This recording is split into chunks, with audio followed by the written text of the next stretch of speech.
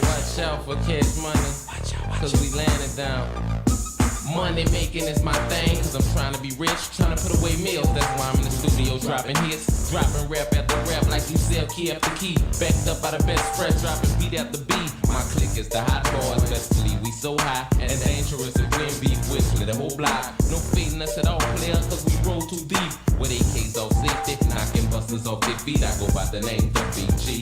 I ride on chrome in the 98 Lexi S3. I'll bust it down for baby known as B3. Because I know one thing, he'll do the same for me. We family, cash money is the homie, better get a Navy. So if you ever play heavy, look here, it ain't gravy. Don't try to knock me, player, cause I'll leave your head stale. Light you up real good, you will never get well. Cash money is the homie, better get a Navy. So if you ever play heavy, for you it ain't gravy. Cash money is the homie, better get a Navy. So if you ever play heavy, for you it ain't gravy. I got a path that you don't want. Michael Vick here at BetUS.com. Get it all. Huge bonuses, great odds, a race book, live in-game betting, and a casino. BetUS, my online sports book and casino. Thank you for listening to my daddy's podcast. Hey, don't let these tears fool you. There's all dog around this mug. I'm good.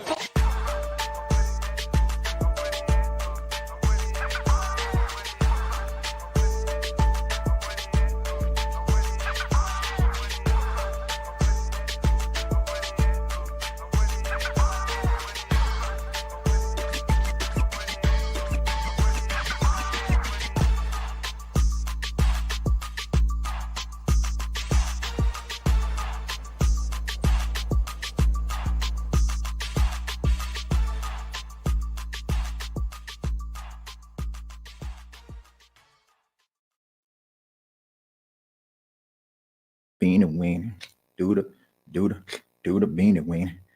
Hey, what's going on, Who Dat Nation? It is yours truly, Timothy J. Jones, and yes, I am the host of the State of the Saints podcast. Thank you so much for checking out the State of the Saints podcast, where we talk New Orleans Saints. Before I get started, before I say anything, go ahead and hit that like button. Go ahead and subscribe to the channel, man. Come on, man. Let's get them likes up. Let's get them likes up. Let's get them likes up, man. Shouts out to everybody that's here right now. I really do appreciate it, man. Much love to you. This is a Thursday. We're about as live can be. Shouts out to everybody that's maybe checking this out for the very first time on X. Got a lot of new faces and new commenters out there, I guess, like commentators. I guess that's the word. Right, that have been, really active on social media, man.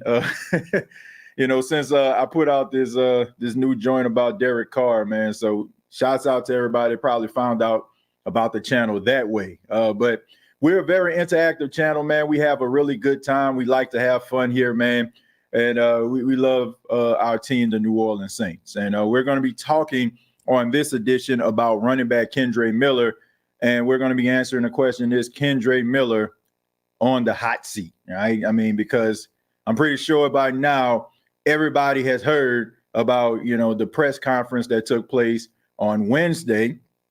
And the media asked head coach Dennis Allen about Kendre Miller. And I'm not going to waste anybody's time. I'm going to go ahead and play that clip about what DA said in regards to the second-year guy. Look, I mean, honestly, I get that question a lot. I don't.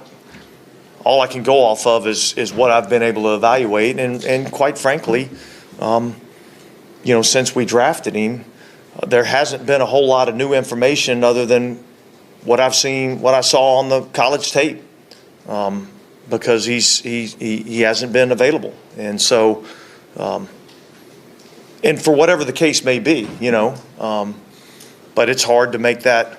It's hard to make that evaluation. So hopefully we can get him out here and have an opportunity to, evaluate where he's at. But it certainly, certainly makes it a lot more challenging. That's for sure. Yeah, I mean, I got no idea, right? I mean, I think he injured his hamstring in the first individual drill of training camp, and I haven't seen anything of him. So he's talented. I know he's talented, but I don't know if he can learn the system. I don't know if he can pick up the system because I haven't seen him out there. So wow. Dennis Allen wasn't holding back any words when it comes to Kendre Miller. Look, I'm going to say this, man. We can talk about Dennis Allen all day, all night. We can criticize some of his practices. Some of us can, talk about the passive aggressive approach of what Dennis Allen is. As I raise up my desk, there we go. We can talk about all of those things, but I got to give credit where credit is due. Like Dennis Allen is holding players accountable. And it doesn't seem like it matters where you were drafted, if you were drafted at all. It just seems to me like he is being very transparent about how he feels about these players. And I got to be honest with you. I feel whatever the issue is with Dennis Allen, whatever some people may have their reservations about him, this is how you change the narrative about how people think about you. And this is how you make this team your team. And I've seen this. Like this has been kind of the calling card since the beginning of this whole offseason process. He has really held guys accountable. And I'm talking about, I've heard him, challenge guys like Cam Jordan and Carl Granderson. Chase Young is great as he's been playing and how he's been practicing. He's been challenging all those guys from the higher up to the guys that are on the bubble. And I feel bad because Kendre Miller, to me, is the second most talented running back on this Saints roster. Based on what he can actually do and bring to the table, if he's healthy, of course, I feel like he is the second best running back in the entire room. And it's unfortunate that a lot of people aren't seeing it, especially the people that are important, that actually kind of decides the fate when it comes to him being with the New Orleans Saints. I'm talking Kendre Miller. It decides his fate. He's not leaving a really good impression. And I'm just wondering, man, like I'm only being speculative when I say this. I'm only speculating here, because I'm just wondering, like, were they not happy with his conditioning? I just can't see him being called out if it was something like a hamstring. I mean, because these injuries happen all the time. They happen to players all the time. So I'm just wondering to myself, does the feeling that Dennis Allen has towards Kendre Miller, does it have something to do with his conditioning? Because I just can't see him calling out a guy like he has. If there was something that was within his power, he could have stopped this injury from happening. That is the way that I feel about it. But I can tell you this. If Kendre Miller leaves the New Orleans Saints, and let's just say he gets over this hamstring injury, if he goes to another team, you're going to have a lot of ticked off Saints fans. I'm just being serious. Like, because this guy is really, really good, man. He's very underrated as a pass catcher. He can run in between the tackles. I feel like, that game that he had against the Atlanta Falcons, the final game of the season last year, it really just showed a lot of people what this dude was capable of. And you got to take into account the Saints offensive line wasn't very good. Like they weren't really doing enough when it comes to the run blocking last season. So for him to put forward an effort like he did against the Falcons and put forward those type of numbers, like that was very, very impressive to me. And now you go into a system where I feel like it's more running back friendly. I think that he can eat. But I don't think he's going to get this opportunity, man. I really feel this way. You look at what Jordan Mims is doing. It seems like they're pretty high on him. You see that James Robinson is taking advantage of his opportunities. We're seeing what he has done in these 2 preseason games. So I think that Kendre Miller is going to be the outside, on the outside looking in. I mean, you got Jacob Kabodi as well, but I don't expect for Jacob Kabodi to actually make this team. I mean, he kind of been in there in little spurts towards the end of the game. And when you start seeing guys like getting in the game, 8 minutes left in the game, don't really see too much going on, it just kind of makes you feel like they more than likely won't make the team, or they'll probably stash them off on the practice squad or something like that. But I don't know what the issue is. But if you're Kendre Miller, the question is, why aren't you out there? Like, why aren't you out there looking, taking mental reps? Why is the coaching staff not seeing you? Like, that's not a good look. Like, at least be on the sidelines. Like, at least, be standing there next to Alvin Kamara, next to your running back group, and seeing what they're actually doing. The fact that nobody is seeing you out there is very, very telling and very, very scary for the future of Kendre Miller. I like the upside. I like the talent. I like the ability. I think that the dude has a lot of promise. But at the end of the day, it means absolutely nothing if the people that actually determine if you're going to stay on this team or not don't see it. So it's going to be an uphill battle for Kendre Miller. I don't know if he's going to be available for this final game. More than likely he won't.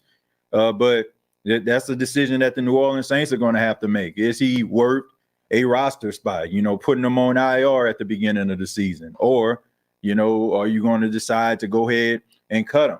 But I will say this. Looking at Kendre Miller, the fact that he hasn't been out there, but you have two guys like Peyton Turner and Isaiah Foskey.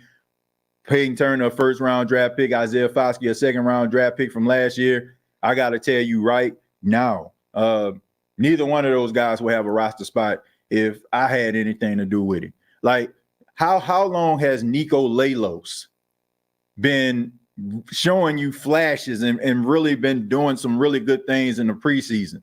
And you're around here messing around with Isaiah Foskey with his no intensity tail. You gotta bring it. And that's what really bothers me, man. Like, when I see a football player with no intensity or lack of intensity, it's like watching a 6'7" guy who can't play basketball. Like, yeah, you know what I'm saying? Like, yeah, I know it's looking like a stereotype, but the fact that you're 6'7", it just makes you think like, man, I wish I had your height. I definitely wouldn't be on the sideline somewhere. I definitely would, that's how I feel about football players that don't have intensity, because there are a lot of guys who have that intensity, but they don't have the athleticism and the skill set of an Isaiah Foskey. But if you match that person's intensity with some of this athleticism that Foskey has, then guess what? They'll probably be a pretty good football player. And I'm pretty sure that they have a player that is watching this dude right now squander his opportunities, or is really, really upset that he has this skill and does absolutely nothing with it. Look, Peyton Turner, Isaiah Foskey, based on what I've seen, I mean, Kendre Miller ain't the only person you need to be criticizing. I get it. He ain't out there, but I mean, from the way those guys look, with all due respect, they do better not even being out there themselves. Alfred, thank you very much for the $4.99. Says you can tell he was a little irritated when talking about Shaheed too. Yeah, man, because these dudes need to get out here. And that's the thing. We know these dudes are talented. And that's probably the most frustrating part for DA, because he knows these guys are talented, Alfred. He knows that these guys have a lot to bring to the table. He knows that Rashid Shaheed being healthy is very important to the success of the offense. I can honestly say Rashid Shaheed is probably the most dangerous offensive weapon that the Saints have as of right now. We know what this dude can do with the ball in his hands, but it is hard to actually come up with a game plan to show what these guys can actually do in this system if they're not out there. So I can understand his frustration. I can understand that, it can be extremely frustrating when you're trying to change around an offense. You feel like you brought in the right coach, and you know for a fact that this is kind of your last chance. This is your last opportunity. As a head coach, this is Dennis Allen's last chance. Like, I feel comfortable with saying that. You had a chance with the Raiders, didn't work out. Got an opportunity with the Saints, and if it doesn't work out again, you're going to be like Steve Spagnuolo. You're going to be a long-time defensive coordinator, and nobody's really going to seriously give you an opportunity unless it's on an interim basis. You go to a team where they fire their coach, and maybe they'll put you in that spot. But all in all, man, he knows that he has to put forth a really good performance. And how do you do that? You got to have the best players out there. Now, you can make an argument to say that relying and hoping that Rashid Shaheed is healthy is just basically some of the missteps of this organization by not going out here, getting more talented wide receivers, getting more pass catchers, getting more guys that can actually make somebody miss. And I get it. He spoke very highly of Cedric Wilson. I have no problem with Cedric Wilson. I think he's really talented. I think that he's a really good blocking wide receiver. I've seen him with the Cowboys, seen him a little bit with the Dolphins, not holding what happened with the Dolphins against him. Because I say all the time, they had Jalen Waddle on one side. You got Tyreek Hill getting almost 2,000 yards receiving on the other. And then also you got A-Chain and you got Raheem Mostert in the backfield catching the ball. So that's a very, very crowded offensive room right there. So I'm not going to hold that against him that he really didn't show anything once he got paid in Miami, because those guys are some dogs.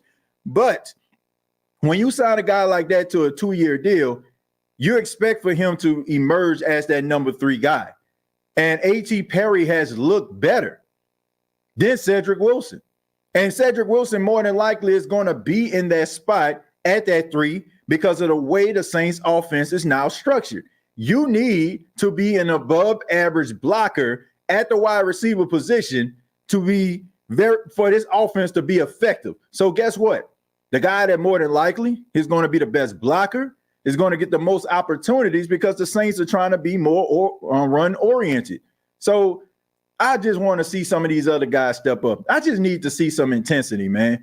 I just need to see some guys to be able to come through. This is probably how DA is thinking right now. He can't afford to be waiting around for the Kendre Millers and, the Shaheeds to get on board, man. Like, the Saints got to hit the ground running. We all seen the schedule. We all know what's coming ahead for the New Orleans Saints. Nobody out here is shocked at the fact that the New Orleans Saints are being picked as to be one of the worst teams in the entire NFL. Everybody knows that. Everybody knows that starting the season, they got the Saints like record after 5 games being 1-4. That's not a good thing here. Okay. And look, they can talk about, we don't pay attention to the noise. We don't pay attention to what's going on outside. Man, miss me with all that. You're human. I don't care who you are. I don't care how centered you are. I don't care how much Zen you own, the feng shui. I don't care. Like, if you're hearing white noise, if you're hearing stuff around you, you're hearing that criticism. If you're on social media, if you're, watching television, you're watching sports shows, you hear what the perception is when it comes to the Saints. I mean, we know this. So these guys got to hit the ground running, man. And I know they're motivated, but you can be as motivated as you want. But if your players aren't out there, if you are not together collectively as a team, then you're not going to find that success. And you're changing around an entire offense. You're changing around the entire offense. So you honestly need all hands on deck. Based on like all these guys being injured, not being available, like I'm just questioning, like, can the Saints hit the ground running? I mean, when you got this guy hurt, not playing, you got this other guy over here not playing. I don't know, man. Maybe they're doing something behind the scenes that's away from the camera. Maybe, the closed portion of practice, maybe they're getting it in. I don't know what the heck going on, man. But all I know is, in order for this thing to gel, in order for this thing to work, you have to make sure that all hands are indeed on deck. We're gonna be right back after this word from BetUS, and then we'll read some of your comments. Keep it locked right here. Hey, what's going on? It is yours truly, Timothy J. Jones, and I want to say thank you for checking out this video here on the State of the Saints podcast. And I want to let you know this season, the State of the Saints podcast is powered by BetUS. Sign up and save up to 125% on your first 3 deposits up to $2,000. Go to BetUS to find out more. The description is down below. Thank you to the fine folks at BetUS. Once again, sign up and you can save up to 125% on your first 3 deposits. All right. So thank you very much. Make sure that y'all hit that link in the description, man, to find out more. It also, kind of supports the show, man. So, just click on and see what it is. And, that'll be extremely helpful. Let's see. 82 watching. We ask that you smash the like button, man. We need to get them likes up. Like, I'm serious, man. Let's get the likes up. Let's get the likes up, man. That's all I'm asking. You know, if you like the content, if you like the podcast, get those likes up, man. We're trying to grow here. We're trying to grow, trying to get the channel where it needs to be. And, you know, I'm just asking for your help. Just asking you to, if you're on YouTube, go ahead and hit that thumbs up. If you're on Facebook, hit that thumbs up. If you're on X, hit that thumbs up. All right. I would really appreciate that. I really appreciate that. Let's see. No Cap says, if Dennis Allen fired, I'm not worried about the defense falling off. Still got to find a guy to replace Ty and Double D. But let's see. I'm not worried about the defense falling off. Different than losing Drew on offense. I don't know, man. Like I got mixed emotions about this, No Cap, because the offense is in uncharted waters right now, and I just feel like you need that presence defensively in order for you to be able to figure this thing out. I was talking to my pops this morning, and I was talking to him about how this team is, and he was saying he had some concerns about the team, and I told him, I said, you know, I get it, I understand, you know, but I was like, the defense, to me, they need to be the catalyst until this team figures it out.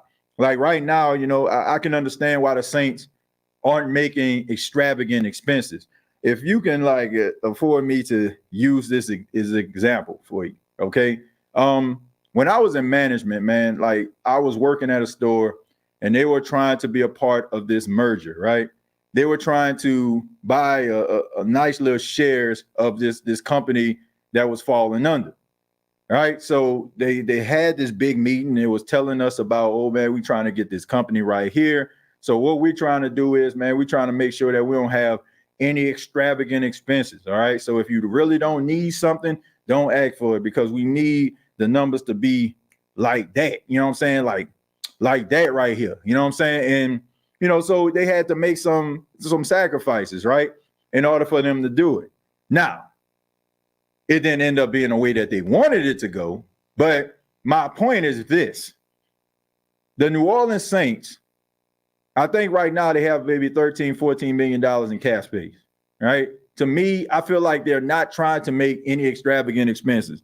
That's the reason why, you know, you're signing guys like Equimedius St. Brown and Samson Nakua and some of these other guys that you basically have to use Wikipedia to find out who the heck they are, or you have to be like knee deep in a game when it comes to collegiate football to find out who some of these guys are. And they're trying to make these guys work just in case this whole Dennis Allen experience does not work out and you have to find yourself completely like restructuring this football team.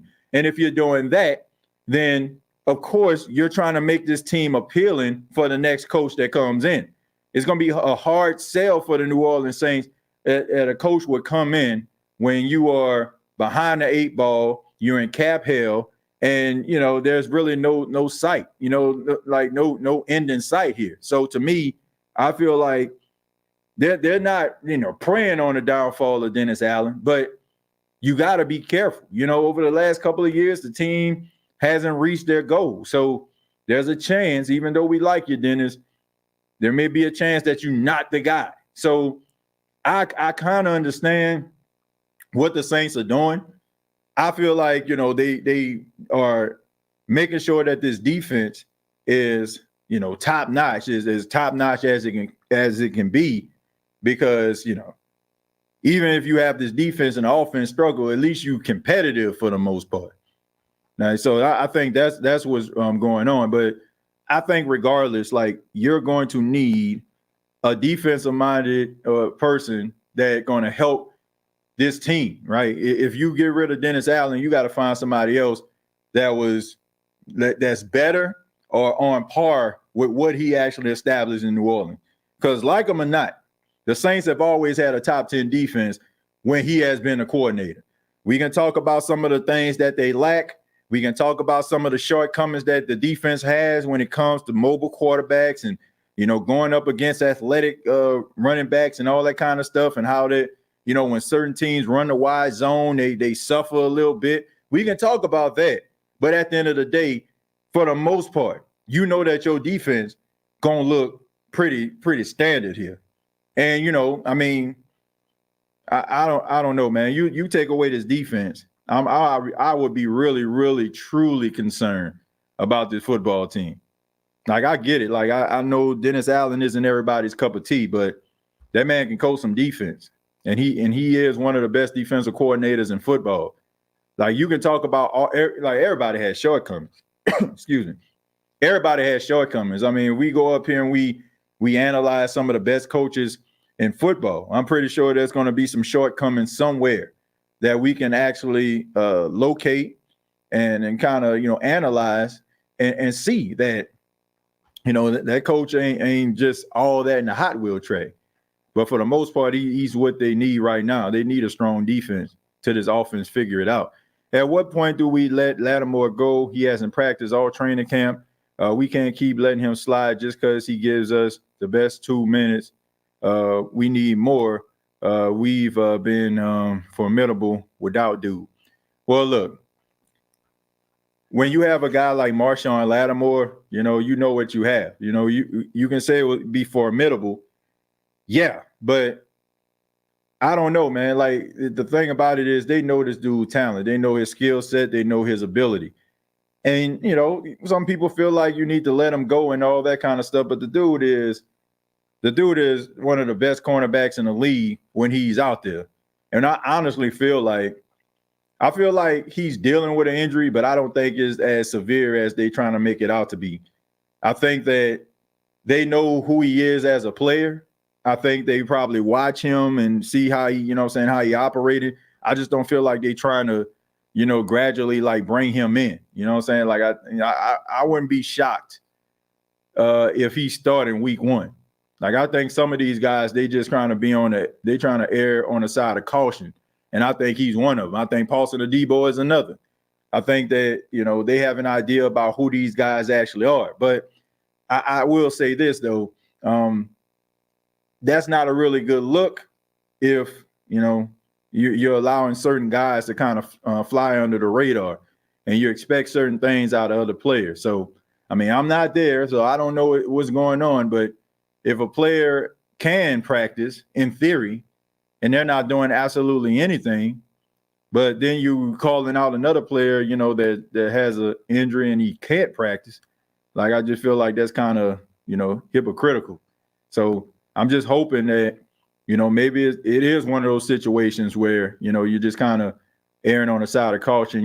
He's going to play, but you don't want to risk it, because that when he goes out there, he's going to perform well. So I don't know. Or it could just be the fact that maybe they on okay terms, but I don't know.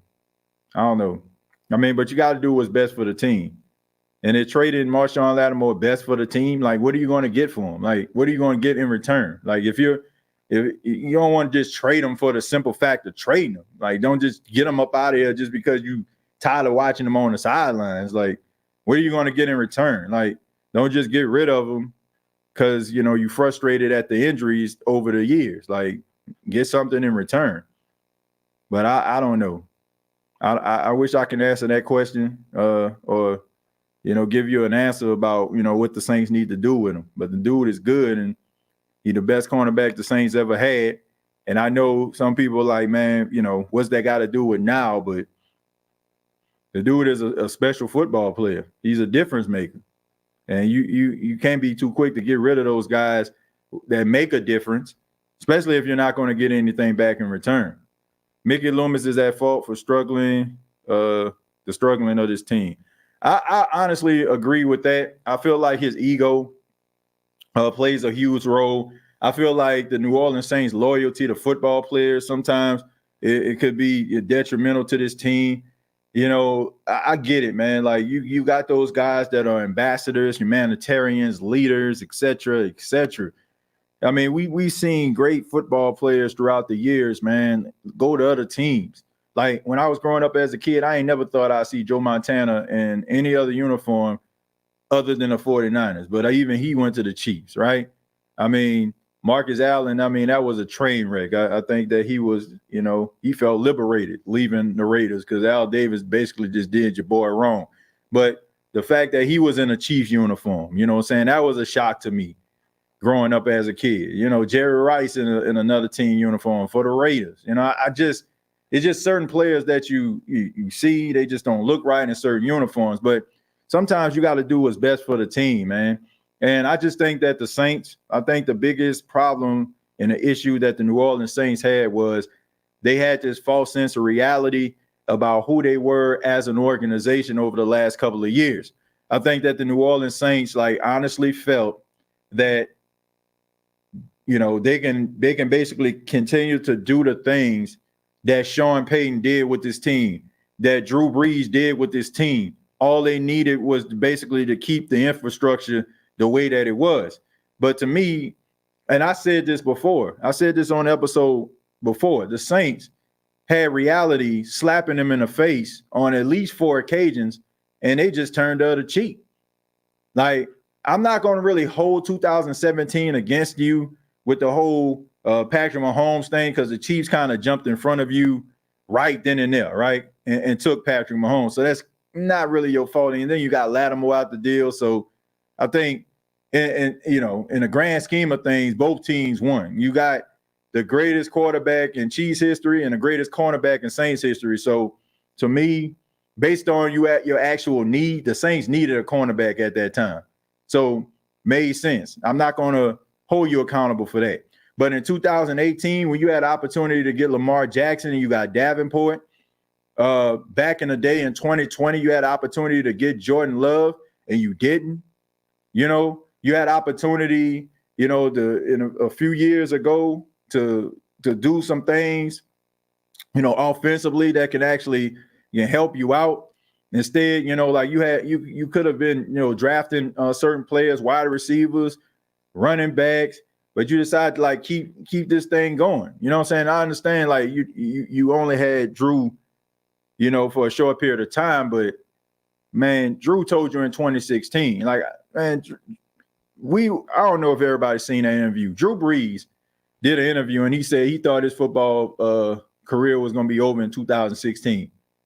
I think it was the culture, the locker room and stuff like that was a little bit toxic, and he was thinking about retiring then. I don't care. If he's going to say that, I guarantee you he just didn't say that for the first time in that interview. The Saints knew that. The Saints knew it.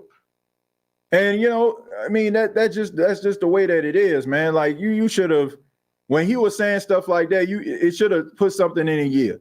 Even when they told him, if Patrick Mahomes is there, we're going to sign him.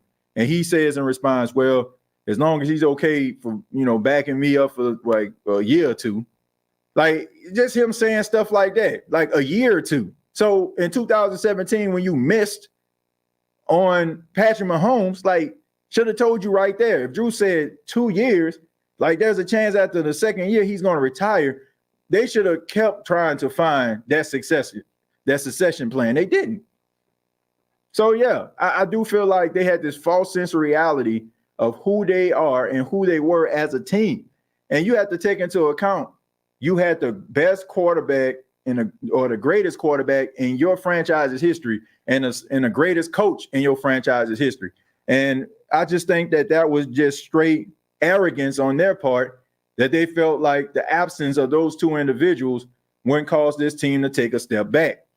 So by bringing in Dennis Allen because you were afraid to try to hire outside person to bring it in and blow it up and do some things differently, you decided to keep the things around, and you still had no choice but to force yourself to kind of blow the whole thing up. So at least, if they would have just, let's just say, pulled the trigger and just said, okay, Sean stepping down, we're going to bring a new coach up in here, we're going to bring a new coach with a new staff, et cetera, to try to get this thing going, who's to say right now the Saints wouldn't be in a better position they're in right now?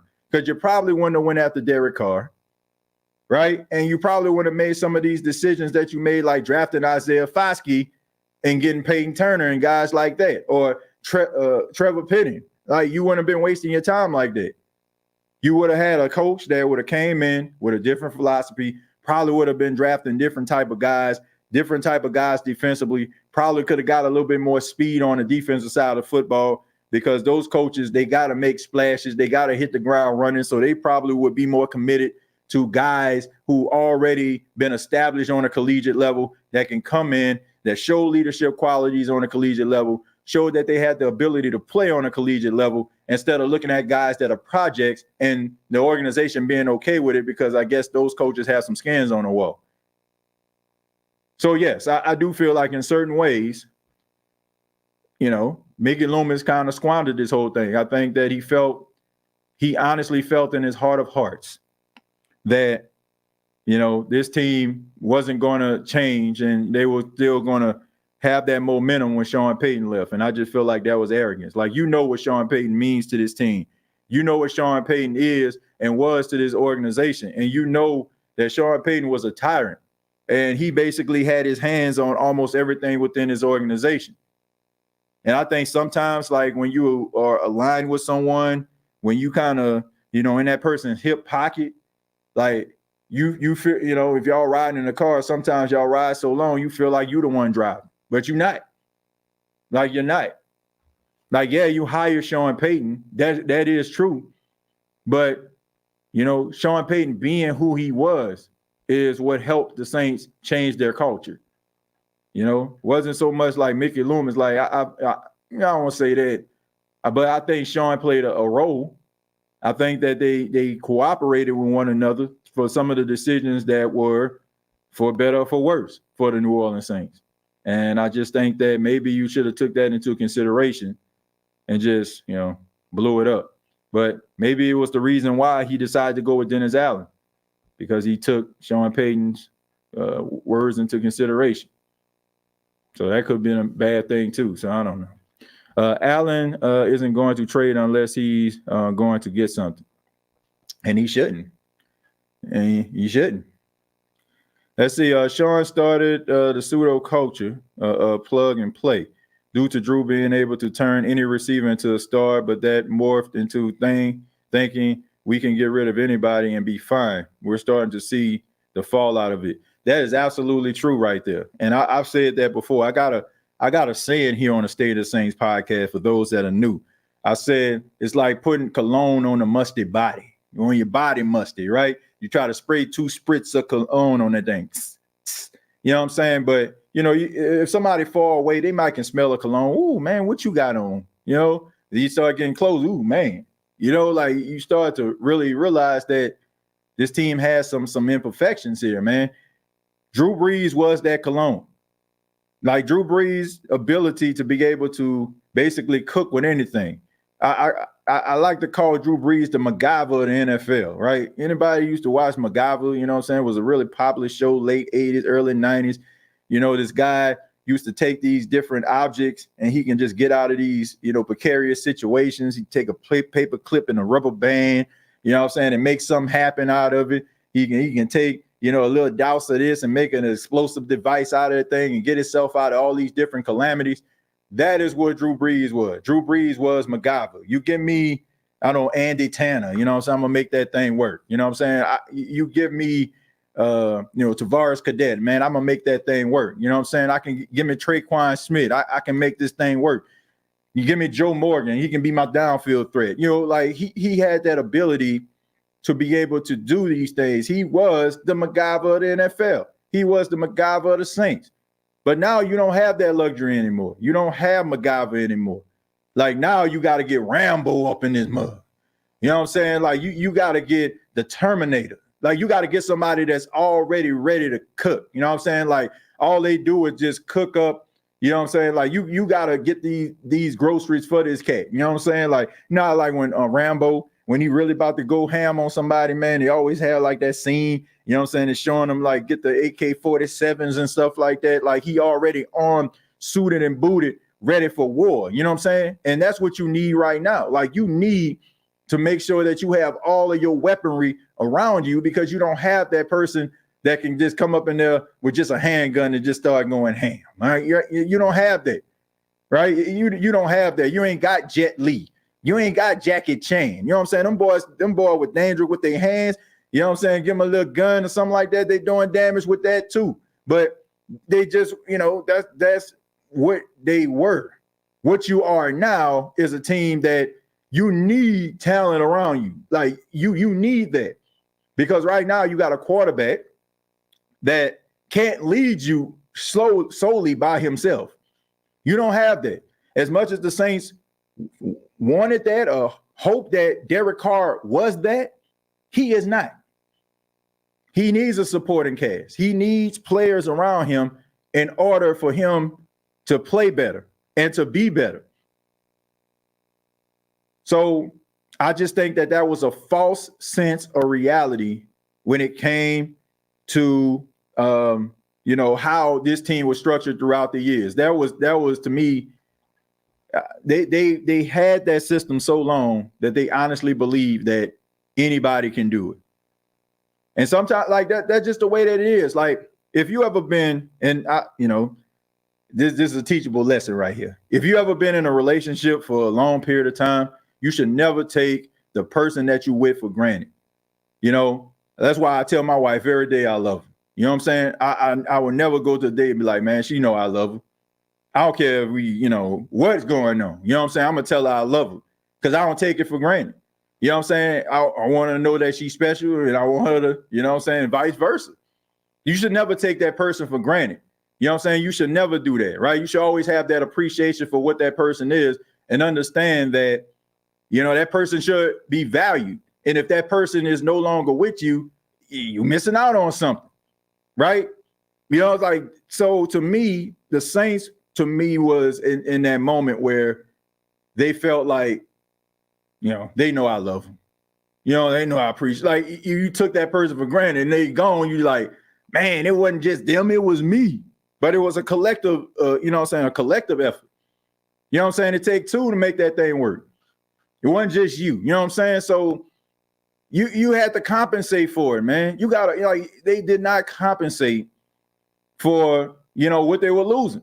They had like they just had this false bravado about themselves. And they just thought that thing was just going to keep on going. They thought this thing was going to keep on working. And now, in order for you to be able to get yourself out of this situation, you know what you got to do? You got to draft better. Like you got to go with the easy studies. You got to go with the players that you have seen make plays and win football games that are meaningful. You need pass rushers that are going to be disruptive out the gate. You cannot spend time on guys that you have to develop into your system to be what you want them to be. It's just that simple. So they're going to have to make some things work in order for this thing to get turned around. But I don't want anybody to feel like I'm looking at the dirt sheets. I'm looking at what people are saying about this team. I get it. Some of us, are upset about it, but I honestly don't feel like the Saints are going to be as bad as people think that they're going to be. I think they still have some pieces in place where they can actually be competitive. And I don't think that this whole NFC South situation when it comes to these other teams and the Saints, I don't feel like I don't feel like any one of these teams are just going to just steamroll their way to a championship. It's just what it is. Like, I look at Tampa, they flying under the radar because everybody just kind of felt like they was going to fall off. Then you got Carolina, they feel like, oh man, they got Bryce Young and, oh, they ain't got no defense. They got rid of Brian Burns. And then you got the Saints. Oh, they old and they washed. They ain't got nothing. And then everybody just taking a look at the Falcons because of what they actually have. They got this, they got Jesse Bates, or they got Justin Simmons, they got Matthew Judon. Like I said, man, you got to play the game. I said this on a NFC South roundtable. You got to play the game. You got to play the game, man. I am not impressed with when people start talking about what they have. I've seen teams have like a full arsenal and it just look like it just made sense for them to go to the Super Bowl, win all the games, like just dominate. And then they just fall short. And none of these teams are going to just take it lying down. So I don't know. Like I find it funny when I'm having conversations now, especially like with a lot of Falcon fans, because they always, it don't take much to make a Falcon fan excited. Just throw some names at them, and then all of a sudden, like, they'll come out and talk about what you're gonna do. Like, I don't know who says what you're gonna do more. Is it Falcon fans or Hulk Hogan? Like I don't know. Like, but I don't know, man. I don't think any team is just gonna dominate this division. I think all these teams have some holes in the boat. So I still think the Saints can be competitive in this division. And I don't think that, they just going to get steamrolled every single game. Spencer Lightskin, Willie Beeman on our team. The name is Willie Beeman. Hey, man, I'm going to take a few more and then I'm going to go ahead and get up out of here, man. I started a little bit late, had some things I had to work on, and got some things I have to do after this. So I'm going to take a few more comments, then we're going to get out of here. Roundtable last night was crazy. Some of them Falcon content creators is delusional. I didn't see the one with Big Q, man. What was he on? You say it was on the NFC South Roundtable? I'm gonna have to check that out. Somebody send me the link so I can probably listen to it while I'm in the car. But nah, man, look, I'm happy for him. Like I really am, man. Like I ain't got nothing against like a team that is trying to get better. I ain't got nothing against that. But what I do have a problem with is when fan bases start grandstanding. Like that's what I don't like. And that's what bothers me about these Falcon fans. Like I've been doing the State of the Saints since 2018. I've been on social media since 2018. I ain't never seen these many Falcon fans got something to say right now. Like I ain't never seen that before, like ever. And it just like, to me, I don't think Falcon fans are real. Like I think you got some Falcon fans that live and die by their team, but I think that their loyalty to their football team is conditional. Like if they feel like they got some type of advantage, if they feel like they got to step up on you, then they're going to start talking noise. Like they're going to be like, man, what y'all going to do here, man? It's over for y'all. It's over for y'all. Like when they feel like they got some type of advantage. But that's just the vibe of Atlanta, man. Like they just so wavy. Like they wave riders. Like if a team is hot and they on top, like you're going to start seeing like freshly red Atlanta Falcon jerseys and stuff like that. But then when they start falling off, you don't never see them. And that's the reason I have, like, there's some Falcon fans I respect, but for the most part, I don't respect their fan base. I don't. See, I feel like your loyalty shouldn't be conditional. Everybody here has seen, like, for the most part, I can say Barbara, I can say Jerry, I can say King Arthur, and to name a few, like Alfred. I feel like and Pammy, we seen the dark ages of the Saints. We seen it. Like we seen when they were terrible, but that didn't waver us. That didn't stop us from being fans. When it comes to the Falcons, like they whole entire fan base for the most part, all they do is like when their team start losing, they go hiding. And then when they feel like they back up again, that's when they want to start showing up. And for that, I have zero respect for their fan base. Like, why is it that you haven't sold out your stadium in nearly 2 decades, but now this season y'all selling out a stadium and now y'all got something to say? The Saints were selling out stadiums even when they were going 7-9, 8-8. They still were selling out. They still were going to the games because they still had a hope and belief in this football team that they can actually do something. See, that's what it takes to be a real fan. Like I say, that's just a wave. I guess that's just a wave of Atlanta. Maybe it's the fact that you have a lot of members of their fan base that come from different places. So, if the Falcons ain't winning, I can just take this jersey off. I'm from, I'm from Boston. I can be a New England fan. So I'm just saying, like, I'm going to still be a Saints fan. Like, if the Saints lose to the Falcons, I'm still going to, I'm still going to be a Saints fan. If the Saints don't have a winning season, I'm still going to be a Saints fan.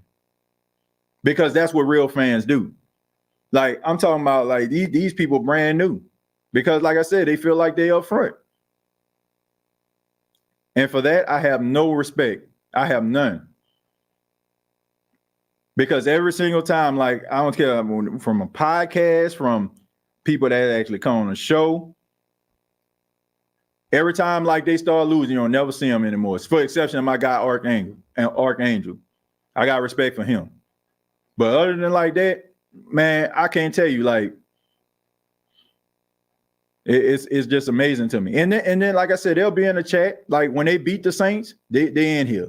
When they lost, you'll never see them. I'm like, come on, man. Like, where's that energy again? I yet to see somebody like come in the chat after a loss and be like, man, y'all got us this time. We gonna get y'all again. Don't happen. So when I say I have zero respect for the Falcon fans out there, not some of my respect once again, but for the most part, they're not loyal. They're not loyal. They're loyal to, you know, like they what do they say? They're opportunists. Their team look good, so that's why they're talking.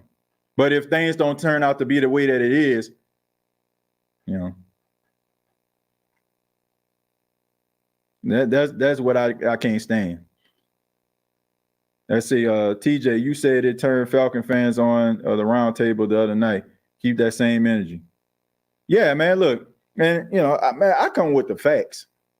I come with the facts. I don't look all that, man, we got this, we got that. Like, man, I don't come with none of that. I come with facts. I come with facts. And I don't just talk about 28-3. Like, I talk about how the Saints have dominated them, like, over the last nearly 20 years. Like I said, since 2006, the Saints are 25-11. When Drew Brees first got with the New Orleans Saints, the New Orleans Saints were down by 14 games with the overall record with Atlanta. Think about that. They had 14 games ahead of New Orleans Saints, and as of right now, the series is tied. So that means that the Saints basically had to sweep y'all a couple times. That means the Saints had to beat y'all quite a bit in order for them to actually gain that traction.